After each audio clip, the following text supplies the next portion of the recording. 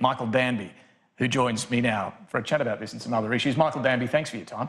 What do you know, and is this part of the problem we don't know enough, about exactly what China's doing with these detention camps in the country? We had testimony in Canberra to the Human Rights Committee from many Australian Uyghurs from all over this country who have been recently back there, or who've had wives arrested or family members arrested. It was quite horrifying, David, and many of the members of the committee were moved to tears by the stories that we heard. So it seems that over the last 6 to 12 months, 1 million Uyghurs, on the basis of their possibility of being rebels or Muslim adherents, etc., have been moved into these camps, which the Chinese laughably in Orwellian language call vocational training centres. They're not vocational training centres. Camps, I think they're calling them. What should Australia be doing that it's not currently doing? Would you like to see the Australian government do more?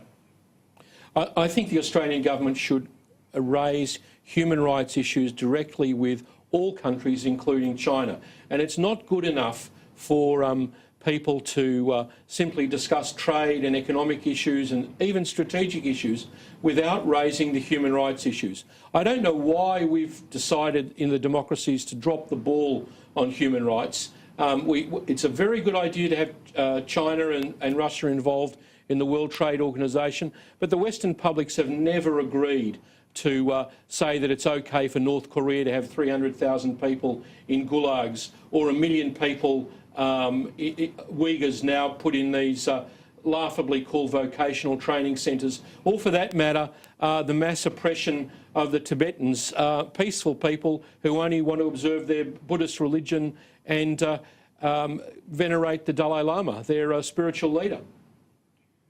Can I ask you, Michael Danby, about your Victorian state Labor colleagues? Daniel Andrews, of course, has been criticised for signing a secret memorandum of understanding with China as part of the Belt and Road Initiative. Do you think that's a good idea?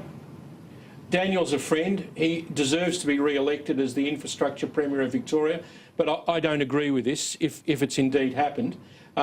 It's said in the newspapers today that he's signed some MOU very similar to the one that Steve Chobo, the Trade Minister, has signed with China. I don't know the content of either of those two MOUs over One Belt, One Road.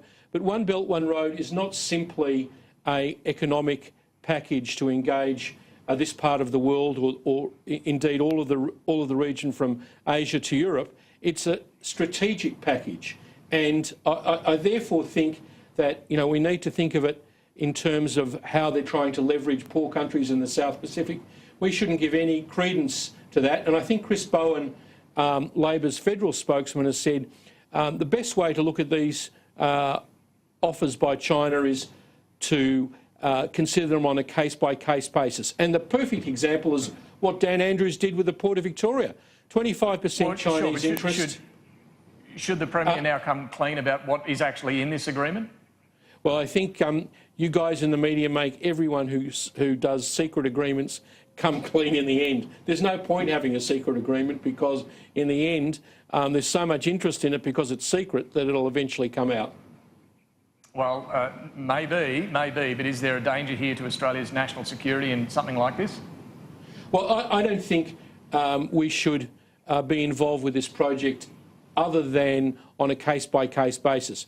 If Chinese interests want to invest in the Ord and Fitzroy rivers and build huge fruit and vegetable farms up there, they can go bust like everyone else who's tried to do it. But, case by case, signing strategic pacts is not a good idea, and also being one state being split off from the rest of us is not a good idea. But I don't know what's in it, and neither do I know what Steve Chobo has signed. So he's refused to tell us the basis of this. I think all governments should be open and transparent on these arrangements with other countries. And after all, we've got the foreign donations legislation before the Senate to be passed in this last 2 weeks of Parliament. And that's a great lesson that all of Australian politics learnt from some of the events that took place with donations to the Labor Party from Beijing interests. Let me turn to the question about Australia's embassy in Israel. You have some strong views on this, we know, Michael Danby, but you also acknowledge that the Prime Minister is politically in a bit of a tight spot now on this, having raised the prospect of shifting the embassy to Jerusalem.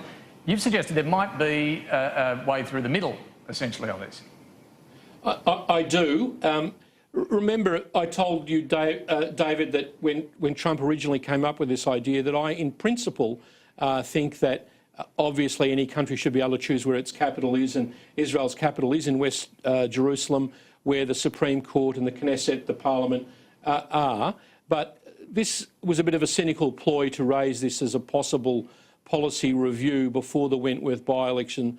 I think people saw through that, but now the Prime Minister's in a difficult position. What does he do? Vladimir Putin, of all people, has come up with a formula that I think Australia might adopt, and that is, of course, we can recognise the reality of Jerusalem being the capital of Israel in West Jerusalem, but we wait to shift the embassy until negotiations with the surrounding Arab states and the Palestinians make more progress. That's an appropriate point at which you do something importantly symbolic like that.